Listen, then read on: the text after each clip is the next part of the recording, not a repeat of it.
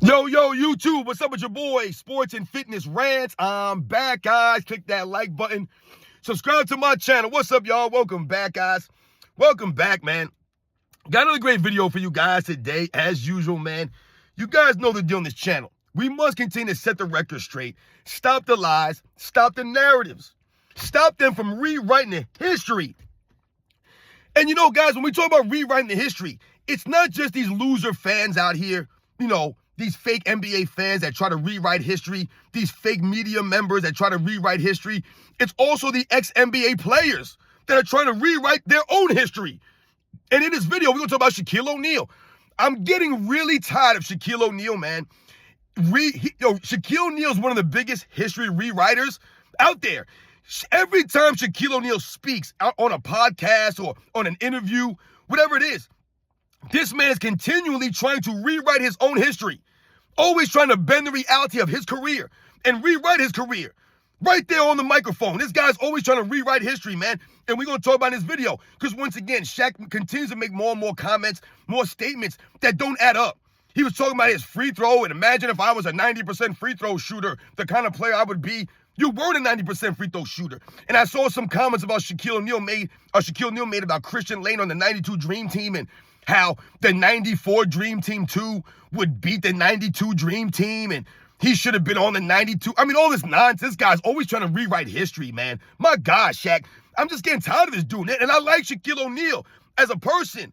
Great personality, the charisma of Shaq in the 90s. I always liked him and stuff, man. But damn, this dude, every time he speaks, he's trying to rewrite the history of his career. Just stop it, man. You sound ridiculous. We can talk about this video. And I want to thank you guys, everyone across the world, everyone across the states, man. Thank you guys for all the support, man. We must continue to stand up against this stuff, man, and stop these fools from trying to bend reality and rewrite the history, man. It's out of control. None of these guys can be real about their careers and be honest about the career. Your career's over. It played out the way it did. Now you guys want to try to bend the reality, man. It's lame. And you guys know what to do. Turn the volume all the way up. Hit that play button. Remember, these videos are for educational purposes. And let's roll.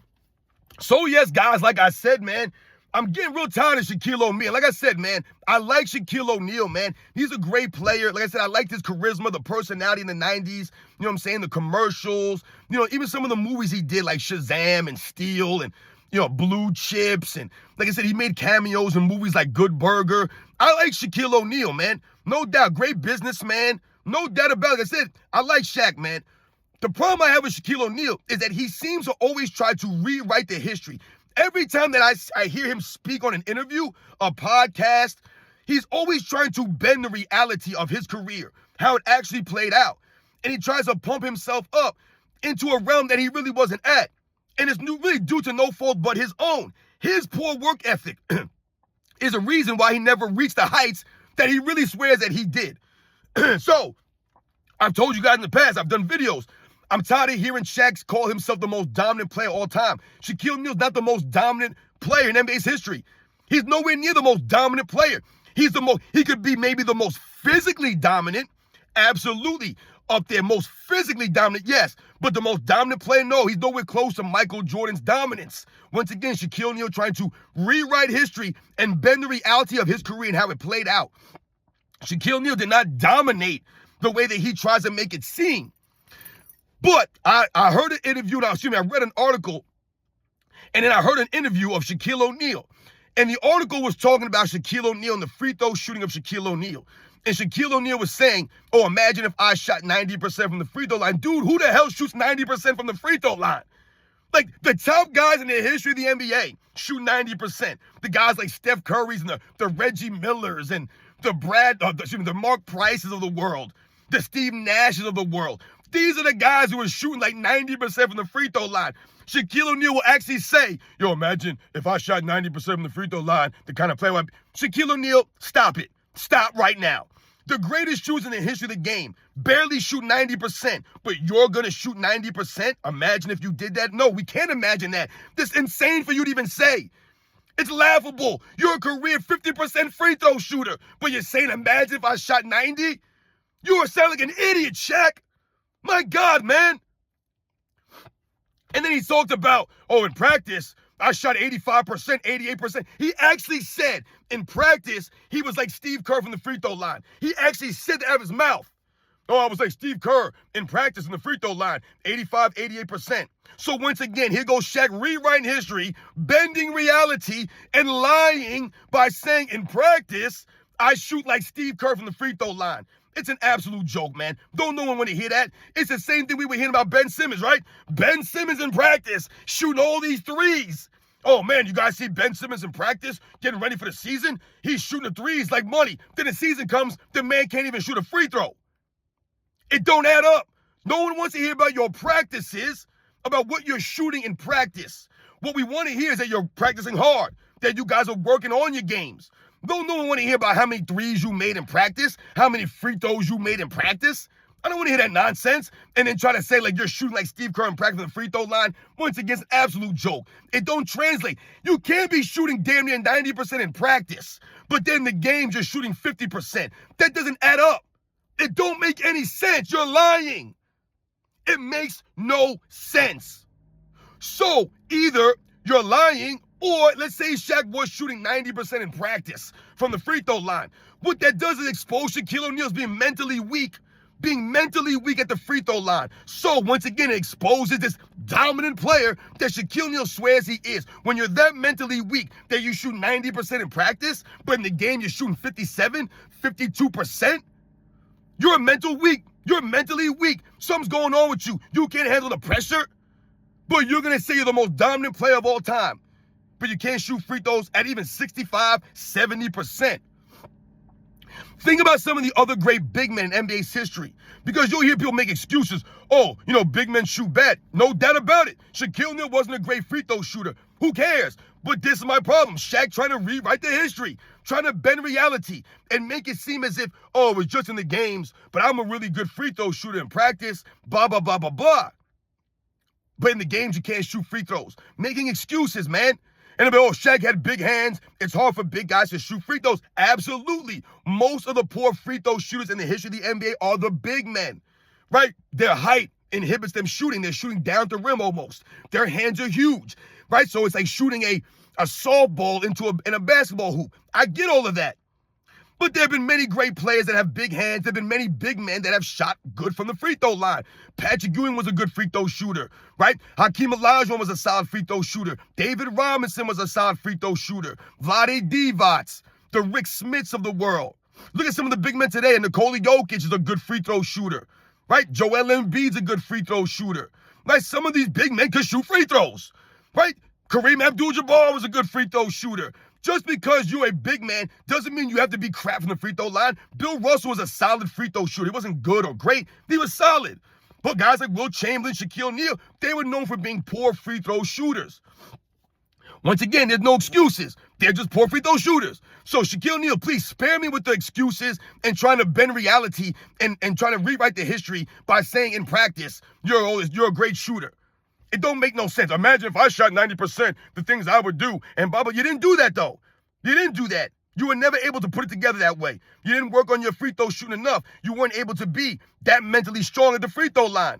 So they went to hack a Shaq on you. They exposed you because you couldn't shoot free throws. Also, something else that I heard Shaq say in an interview the other day, talking about the 92 Dream Team. This guy, man, I tell you, once again, trying to rewrite the history. He talked about Christian Laettner and how Christian Laettner didn't deserve to be in the Dream Team. He should have been on the Dream Team over Christian Laettner, blah, blah, blah, blah, blah. Listen, guys, Shaquille O'Neal, no doubt, is a greater player than Christian Laettner as far as their NBA careers played out. But at that time, in 1992, guys, Christian Laettner was the man. The Duke Blue Devils were champions. Shaquille O'Neal didn't win no national championship in college. He's so dominant and great. Never won a national championship in college, though. Christian Laettner did. Once again, I'm not saying Christian Laettner was a greater player in the NBA. His career was greater. But in college basketball, Christian Laettner is recognized as one of the greatest college basketball players in the history of the game. Christian Laettner deserved to be on that Dream Team. I don't think there should have been any college players on the Dream Team. It should have been another spot for an NBA player, in my opinion. But the fact that they wanted to put an amateur on the team for the representation, I get that. And Christian Laettner deserved that. He earned that spot. Shaquille O'Neal's bitterness that once again trying to bend reality and rewrite the history by saying, I should have been on the Dream Team. The reason you weren't there is because of who you are, the personality you had. They didn't want some selfish, hey, look at me, I'm Shaquille O'Neal guy on the dream team. That's part of the reason why Isaiah Thomas wasn't there. They didn't want guys that were going to mess up the camaraderie, the chemistry, that were going to go in there with the ego. That was Shaquille O'Neal. He has an ego way bigger than Christian Laettner's. So why would they want some young, brash, loudmouth Shaquille O'Neal on the dream team so he can go in there and muck it up? You didn't earn nothing, Shaq. You didn't earn a damn thing. They don't want you going there acting like you were this and that. Shaquille O'Neal talking on his nonsense about the dream team. And then, of course, he takes it a step further because this is what Shaquille O'Neal does. And he talked about Dream Team 2 in 1994 when they went to the FIBA championships. He talked about that team was better than Dream Team 2. They could beat Dream Team 1. This is what Shaquille O'Neal says. See, once again, these guys cannot be humbled. They can't just say, yeah, Dream Team 2 was a great team, man. Blah, blah, blah, blah, blah. Shaq has to make it about, we could beat Dream Team. We would beat the Dream Team. We could have beat the Dream Team. Because why? He's a bitter dude. He wants to be on Dream Team because the original Dream Team is the team that everyone talks about. Don't no one talk about Dream Team 2. Don't no one talk about Dream Team 3 in the 96 Olympics. Don't no one talk about any of these teams. It's always the 92 Dream Team. They're the standard. They're always going to be the standard. This is why Shaq's upset he wasn't on that team. Because he knows that's the standard.